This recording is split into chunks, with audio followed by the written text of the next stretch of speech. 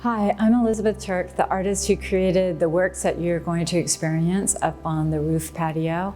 And I would like to thank the Catalina Art Museum and specifically Julie Perlin-Lee for inviting me for this opportunity, because this is an amazing piece to get off the ground.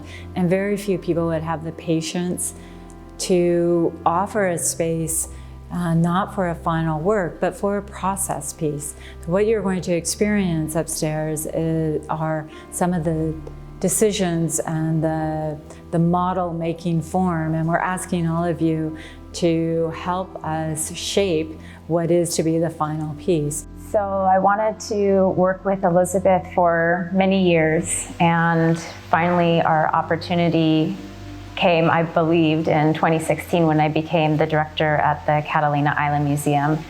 And the timing wasn't exactly right because the Shoreline project was really getting up and going, and that was such a massive project and a little bit different for Elizabeth as well. About a year later, I called her back up and said, "What do you think, is it time now?" And she said, "Well, I have this project that I'm thinking about, but it's a little different and a lot different from what I've done, and it has to do with the idea of birds and and this notion that they represent a bigger conversation, which is that perhaps we're at a tipping point in how nature and humans are interacting."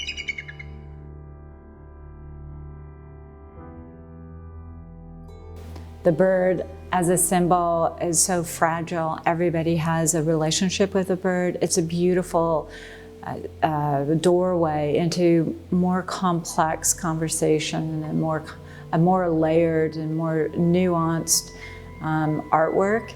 But yet you can have a very simple and beautiful relationship that carries you into this piece and into the larger conversation.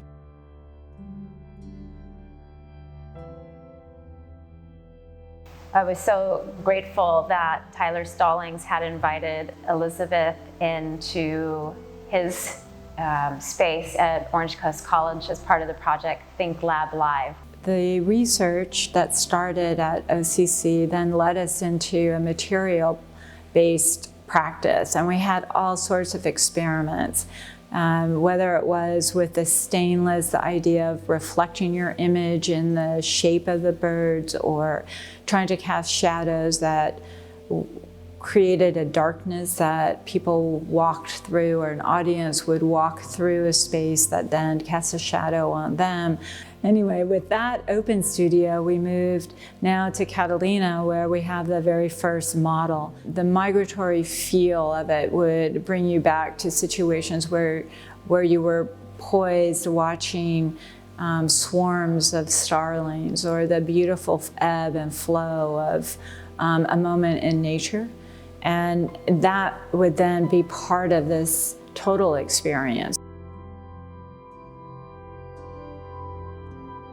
So why tipping point? Tipping point implies choice, and as such, it's rather hopeful.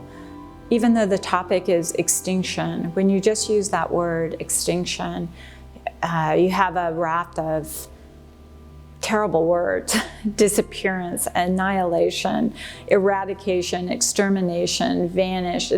And truly, I wanted to be able to create a platform that was everything but that was looking at this idea of rapid change in nature as a point where humans have a choice, rather than this overwhelming tidal wave that sort of gives rise to feelings of immobility and impossibility.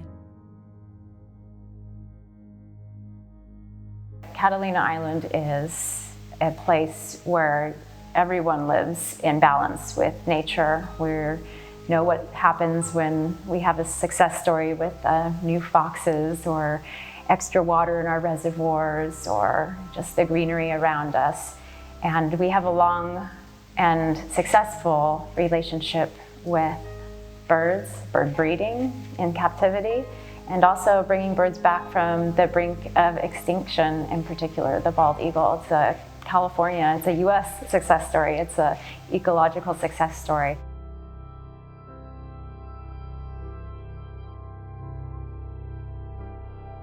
So the sound sculptures, which you'll see on the other side away from tipping point, the target, the sound sculptures are reflective of sound of extinct sounds or endangered sounds. The two that we've started with are your island birds, the bald eagle and the brown pelican. What you see are the visualization of sounds that were recorded at the Cornell Lab of Ornithology. And I took those thinking that sound is so temporal. It's such a beautiful, it has a beautiful quality because it disappears. It has a length, and it's difficult to get your arms around it because just at the moment you try and grab it, it's amorphous. And it's a beautiful vehicle for then speaking to ideas of extinction and accelerated change.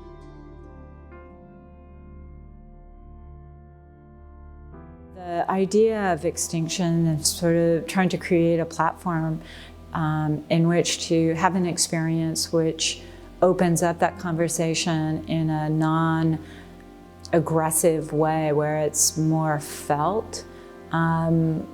It was really exciting and incredibly challenging. So I went back and just thought about the 5 previous mass extinctions and what happened and how the Earth was affected. And I guess what one comes to realize, it's really from our own human selfish point of view that one worries about this problem anyway, because the Earth seems to be fine. The Earth just seems to reinvent itself in really tremendous and beautiful ways.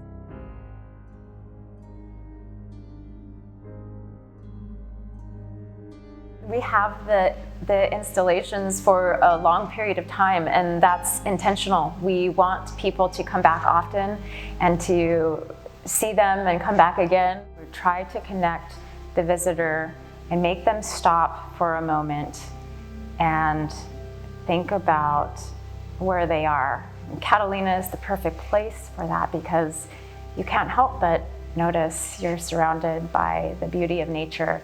And if you spend any time there or live there, you know that you live in a place that is affected by the balance of nature. And so what we want to ask people is, are we at a tipping point